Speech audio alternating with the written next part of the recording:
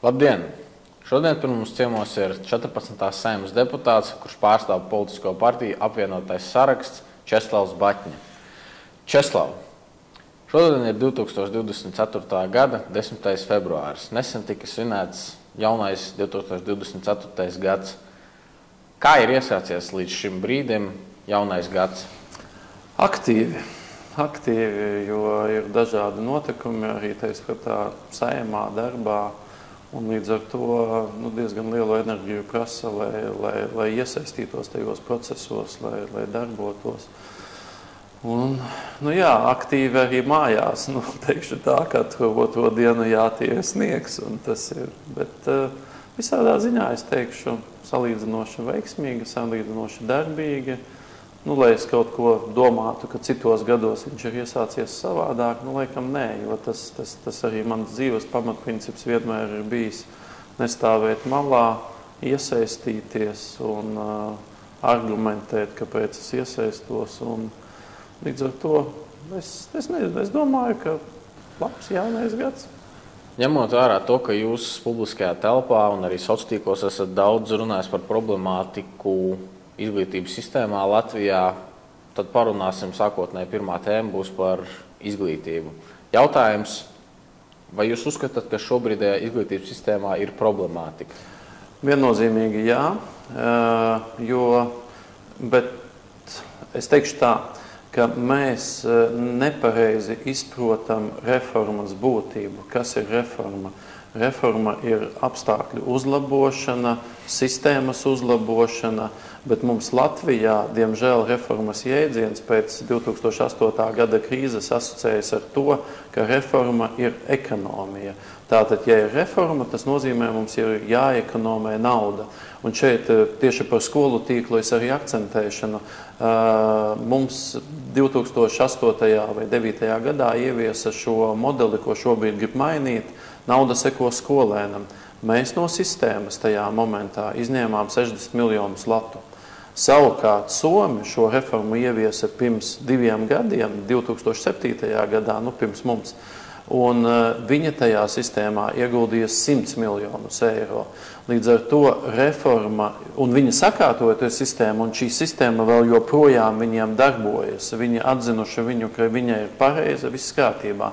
Mēs tā kā badinam to mūsu valsts pārvaldīt sevišķi izglītības sistēmu, sevišķi augstāko izglītības sistēmu, prasam rezultātus, bet sakam, ka mums vajag reformu, bet mums nav jāiegulda nauda. Tāpēc es teikšu, ka tās reformas ir vajadzīgas, bet pirms tu ievies reformu, tev jābūt jau stratēģijai, kā šī reforma darbosies. Bieži vien Latvijā reforma ir uz papīra, mums jābūt šādai un tādai reformai, bet mums nav strateģiskā redzējuma, kā šī reforma, teiksim, salāgosies ar visiem pārējām nozarēm, ar visu pārējo, teiksim, rīcību. Un tas ir bišķiņa absurdi. Pieņemsim arī, ja mēs tā globāli runājam par reformu, šobrīd Latvijas pasts nāca ar reformas plānu slēgt 105 pasta nodaļas. Labi, šobrīd viņš ir noklusināts, bet ar domu, kā ministrs teica, ka mēs izdomāsim, ko darīt, lai šī reforma būtu tāda pamatota. Bet, manuprāt, man šķiet, ka no sākuma tomēr ir vajadzēja jau izdomāt, ko mēs darīsim, slēdzot šīs 105 pastas nodaļas. Bet mēs kaut kā atžgarni tam visam pieejam. Tāpēc es teikšu, reformas ir vajadzīgas, bet ir vajadzīgs jau strateģiskais redzējums gadam, 3, vismaz 5 gadiem. Man ļoti patika, ka jūs pieskārāties problemātikai kontekstā ar augstāko izglītību. Statistika rāda, ka liela daļa Latvijas studentu brauc studēt ārpus Latvijas. Kādēļ, jūsuprāt, tā notiek? Kādēļ ir šī problēma? Es īstenībā esmu runājis arī ar studentu apvienību, ar studentiem, un es teikšu, ka tur ir dažādi apstākļi. Un viens no apstākļiem arī ir tas, ka iespējams, ka mūsu augstākajā izglītībā, arī zinātnē, jaunieši neredz potenciālu. Pieņemsim, ja spēcīgs zinātnieks iet studēt uz augstskolu, viņš grib arī redzēt savu perspektīvu, ka viņš tālāk sevi var attīstīt kādā zinātnē. Bet zinātne mums tiešām kopš 2008. gada ir tik ļoti badināta, ka mēs samazinājām toreiz finansējumu, un mēs pat šobrīd vēl neesam sasniedzuši to finansējumu apjomu, kas mums augstākajā izglītībā bija 2008. gadā. Un tā ir viena ziņa. Otra ziņa, mēs esam mūsu valstī pamatā augstākā izglītība ir pa maksu. Ja mēs globāli skatāmies, tās budžeta vietas ir, protams, procentuāli, bet liela daļa, man šķiet, ka pat vidēji, ja mēs paskatāmies, aptuveni kaut kādi 40% ir maksas studenti, un ja tu netiec budžetā, tu meklē iespēju studēt, kas ir bez maksas. Un šeit, kā salīdzinājums, Igaunijai ir bezmaksas augstākā izglītība praktiski. Tajā pašā Skandināvijā, Dānijā bezmaksas izglītība ir augstākā izglītība.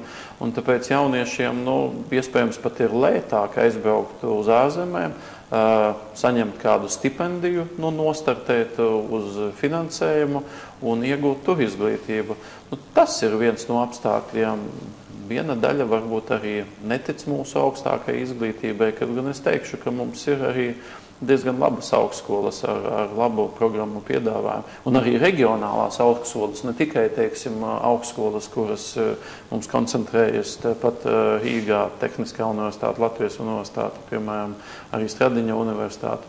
Piemēram, tāpat ir Vidzemes augstskola, kas ir diezgan progresīva un ar mērķi uz attīstību. Jā, un kas ir dīvaini, ka ja mēs tā globāli paskatāmies tieši arī Vidzemes augstskolā, kāpēc es saku, ka viņa ir diezgan progresīva, tāpēc, ka arī profesoru akadēmiskā personāla atalgojums tur ir praktiski augstākais Latvijā, Rīgas Tehniskā universitāte kaut kur stāv līdzi. Un šeit, ja vadībā ir cilvēki, kas ir tādi progresīvi domājuši, vērsti uz attīstību, kas meklē sadarbības projektus ar ārzemēm, tad tur ir viss izdosies. Jā, tas laikam ir tāds.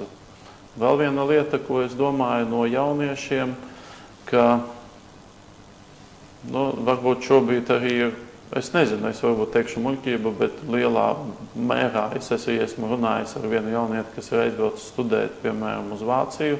Viņam arī īstenībā šobrīd viņš tā kā nejūtās droši savā valstī saistībā ar Ukrainas karu. Viņš saka, ka viņš Vācijā jūtās drošāk, jo viņam tur nav ģimenes, viņš ir kā bārenis un tāpēc viņš ir prom. Dažādi apstākļi. Es domāju, ka katram ir savs redzējums, kāpēc viņš tā dara, bet tas nav viens konkrēts apstākļs. Sakiet, lūdzu, kā panākt, lai tieši vairāk ārvalstu studenti vēlētos iegūt augstāko izglītību Latvijas universitātēs? Jo, pieņemsim, ļoti labs piemērs ir par citām universitātēm nemācījos, bet Stradiņa universitāte, kurā es pats arī studēju. Mums ir ļoti daudz studenti no Indijas, Pakistānas, Zviedrijas, ir īpaši medicīnas fakultātē. Kā panākt, lai Latvijas lai Latvijā iegūtu augstākā izglītība būtu pārāka par citu valstu? Mums ir jāpanāk tāds augsts mērķis, augstākās izglītības eksports, ar ko mēs esam labāki par Angliju, ar ko mēs esam labāki par Dānijas, par Norvēģijas, par Igaunijas augstskolām. Un šis lauciņš, laikam, ir arī saistīts ar to, kā mūs novērtē uz āru.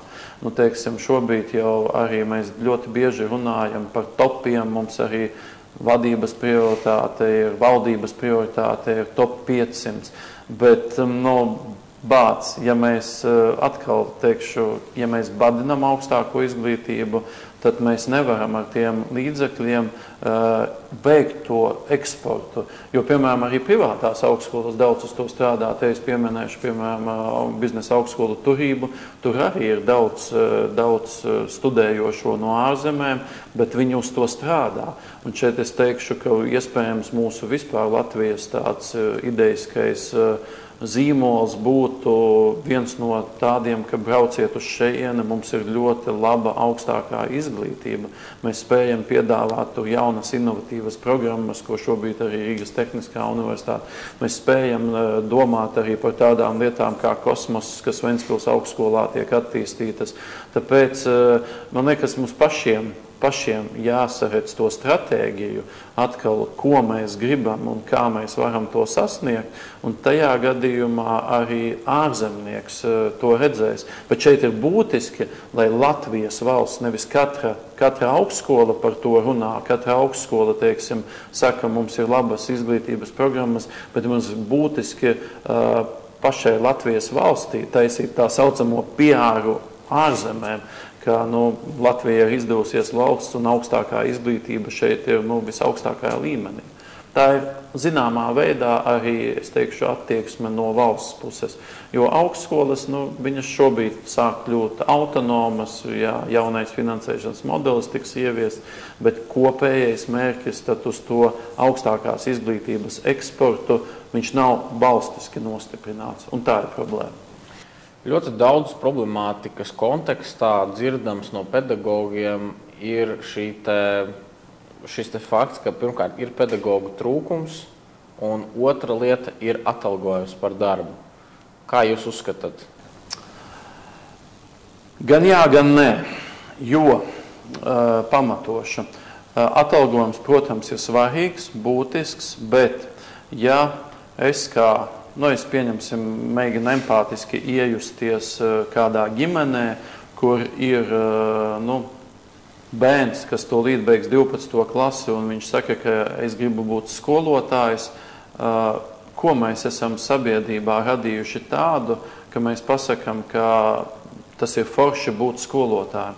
Mums nav tāda sistēma kā Somijā, kur ir konkurss uz studijām pedagogijā, jo viņiem skolotāju darbs ir prestižs, viens no vislabāk atalgotajiem darbiem, bet mūsu gadījumā mēs visu laiku runājam par problemātiku, ka mums tātad trūkst atalgojuma, mums pedagogi ir pārslogoti, mums sabiedrība nenovērtē pedagogus kā profesiju, un šeit ir tā būtiskā nianse. Un vēl viena lieta, ka skolā jau nav vieglas darbs. Skolā strādāt, piemēram, arī Covid laikā, man pašam Ādažu vidusskolā bija tā, ka es ļoti priecājos, ka man atnāca 2 jauni pedagogi, bet viņa pēc gada teica, piedodiet, es esmu izdedzis, es nevaru vairs strādāt, man principā nav iespēju, teiksim, veltīt savu laiku ģimenei, jo man visu laiku jādomā par skolu. Un šeit arī viens no visbūtiskākajiem aspektiem, uz ko mums jānāk, ka tā saucamā pedagogu labbūtībā, ka tā ir darba un privātās dzīves sabalansēšana.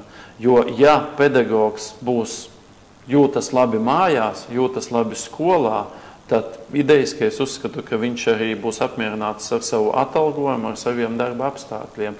Mums ir skolas, kur ir pietiekoši liels pierīgā atalgojums, bet, lai šo atalgojumu saņemtu, viņš arī stipri virs vidējā pie 2000, bet, lai šo atalgojumu saņemtu, tev ir mežonīgi jāstrādā. Es arī pat šobrīd strādāju Ādažu vidusskolā, mūziku pasniedzu. Nav viegli vienā dienā novadīt 6 stundas, ar bērniem, kur klasē ir aptuveni 27 līdz 29 bērni, 30 pat ir. Tas ir smags darbs, un tāpēc es apzināti tiešām paliku strādāt skolā, lai es sajustu to iekšējo temperatūru, lai es arī saimā varu argumentēt. Lai nav tā, ka es esmu saimā un saku, ka skolā tur ir grūti strādāt. Nē, es pats to savas ādas izjūtu.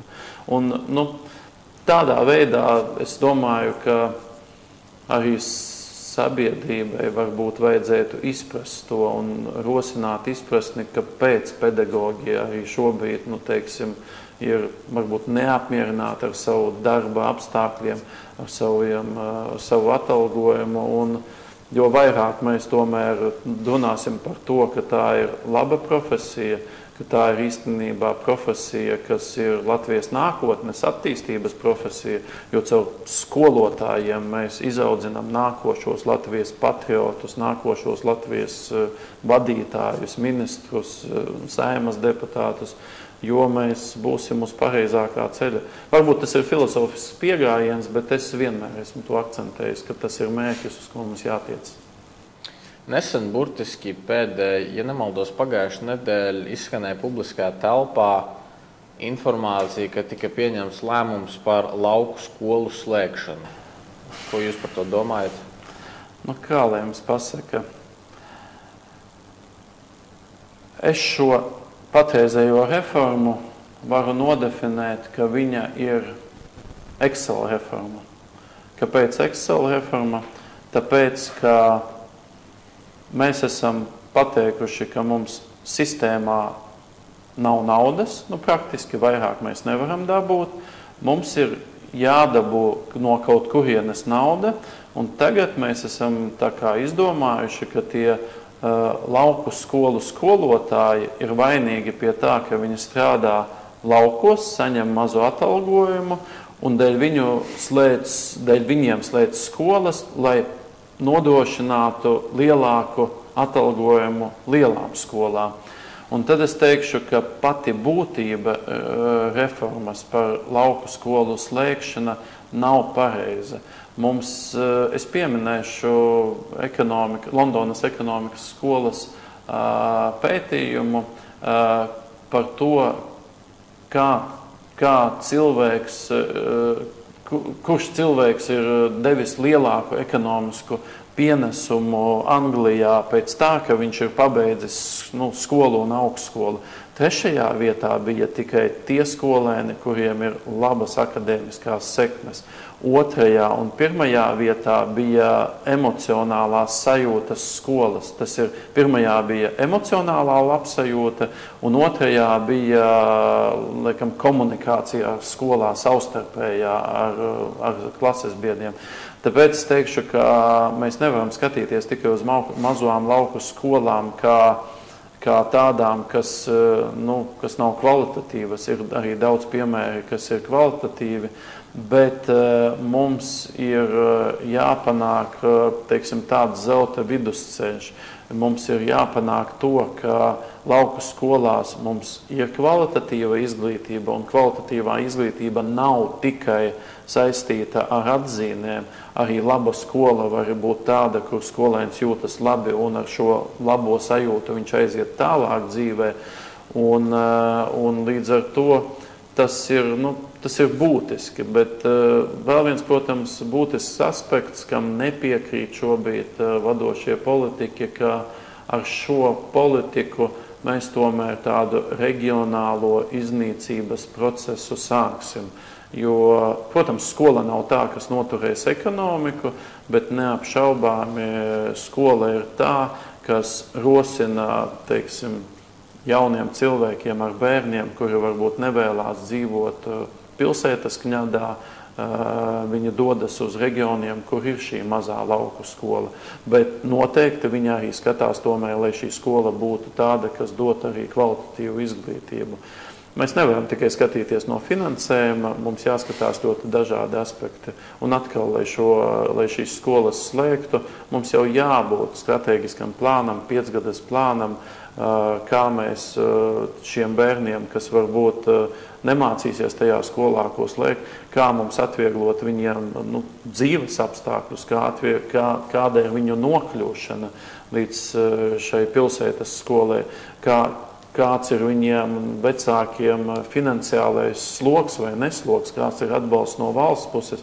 Mēs par to nediskutējam. Mēs vairāk tikai diskutējam par to kvalitāti, tā saucamo atzīmju kvalitāti, un vairāk diskutējam par to, ka tās ir dārgas skolas. Nevienmēr liels ir labs, un nevienmēr mazs ir slikts. Arī publiskajā telpā bieži vien pēdējā laikā es konkrēti atceros gadījumu, ja nemaldos, arī pagājušajā nedēļā, kur bijusi aizsardzības ministre Mūrniece Saeimas tribīnē teica, ka mums ir jāgatavojas, mums iespējams ir gads, 2, 3, mums ir jābruņojās. Sakiet, lūdzu, vai pastāv pamats šobrīd uztraukumam? Es teikšu tā, mums jābūt piesardzīgiem, jo mums ir ārējā Eiropas Savienības robeža, kas robežojas ar agresoru valsti, kas nav prognozējama. Kāpēc nav prognozējama? Nu, tāpēc, ka mēs jau esam redzējuši, ka tiek pieņemti lēmumi iebrukt suverenā valstī, nezinu, Gruzijā, tagad 14. gadā Ukrainā un tagad vēlreiz Ukrainā, un tiek pārkāptas jebkuras starptautiskās tiesības normas par suverēnu valsti. Savā ziņā drošības aspekts mums ir tas, ka mēs esam NATO dalība valsts, jo tas liek tomēr arī citai valstī domāt par to, kāda būs reakcija visu pārējo valstu. Bet mums pašiem iekšpolitiski ir jāgatavojās un jāvada tie procesi tā, lai mēs arī, ja pēkšņi notiek tāds uzbrukums, lai mēs būtu gatavi šim.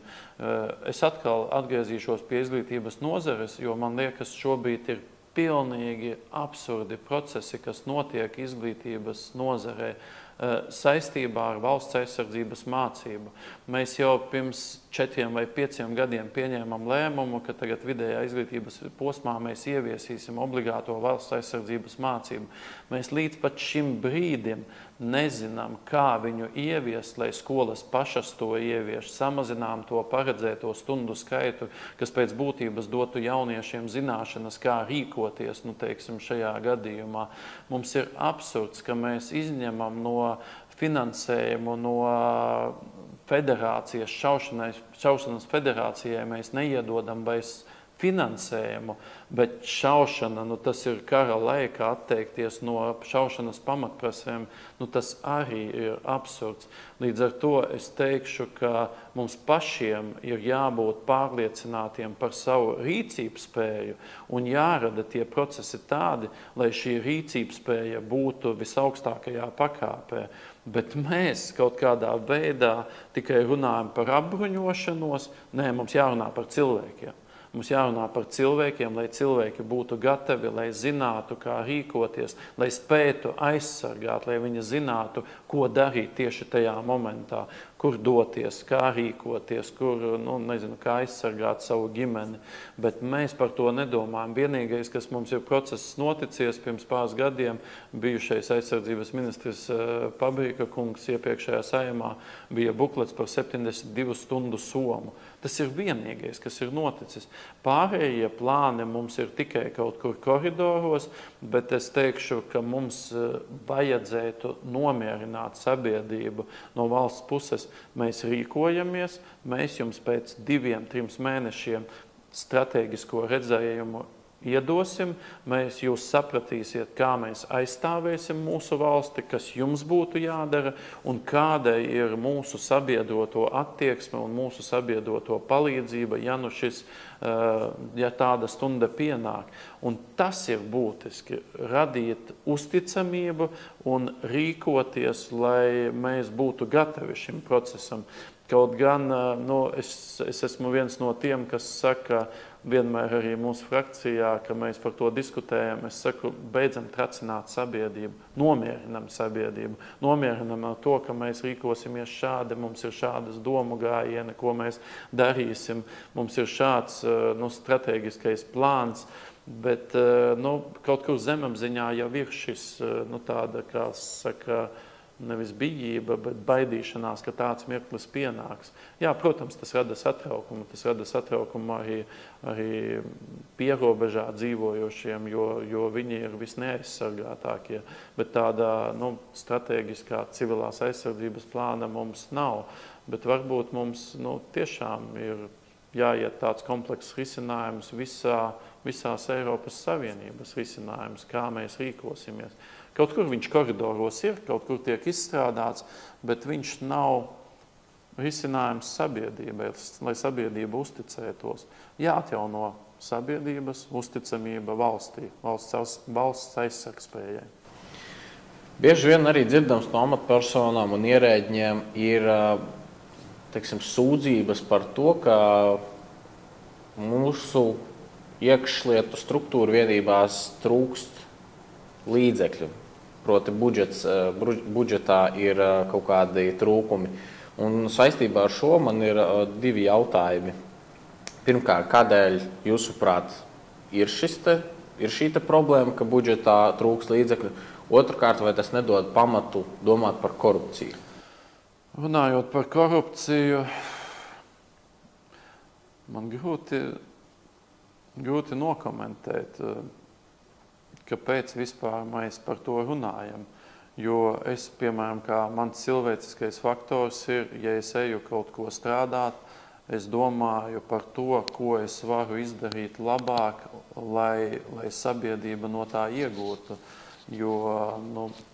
Bet šajā gadījumā es bieži vien, man arī dzīvē ir bijušas situācijas, kad es aizgāju no labi atalgota amata, no priekšsēdētāja vietnieka amata Ikšpilē, aizgāju strādāt uz Ādažu vidusskolu, kur mans atalgojums kritās aptuveni kādiem 15%.